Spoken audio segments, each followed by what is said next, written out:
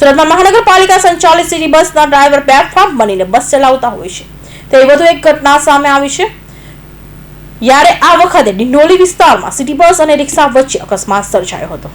સુરત મહાનગરપાલિકા સંચાલિત city bus સતત વિવાદોમાં ઘેરાઈ રહી છે, ત્યારે આ વખતે ડિંડોલી વિસ્તારમાં સિટી બસ અને રિક્ષા વચ્ચે અકસ્માત સર્જાયો હતો, જેમાં રિક્ષામાં સવાર ડ્રાઈવર અને પેસેન્જરને ઇજાઓ પહોંચી હતી, જેથી સારવાર અર્થે તેમને હોસ્પિટલ ખસેડવામાં આવ્યા હતા।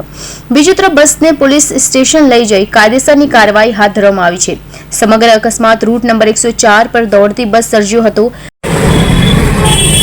क्या हुआ था? बस में ब्रेक नहीं लग रहा था? ब्रेक तो है, वो बात नहीं। अभी सिग्नल छूटता है तो एक के पीछे एक गाड़ी रहती है, वो भाई अचानक रुक गया पैसेंजर उठाने को, उतने जगह में गाड़ी कैसे रुकती नहीं।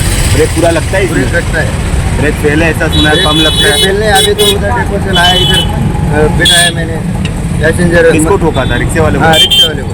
मधुरम से आया वो भाई, सेंटर में सब पैसेंजर भी देख रहे, कंडक्टर भी देख रहा, वो रास्ते में रोक लिया उसने, तो इतनी जगह में गाड़ी रुकती नहीं। अभी सिग्नल छूटता है तो आप सब लोग गाड़ी भगाने के चक्कर में रहते, वो भाई अचानक रुक गया। और तुमको भगाना नहीं चाहिए था ना गाड़ी, अभी पब्लिक अभी सब सिग्नल छूटता है तो सब लोग भगाते ही ना था, निकलते ही। અકસ્માત સમયે 15 થી 20 જેટલા પેસેન્જરો બસમાં સવાર હતા। અકસ્માત બાદ બસ ચાલકે કહ્યું કે બસ સંપૂર્ણ રીતે હંકારાય એવી સ્થિતિમાં છે।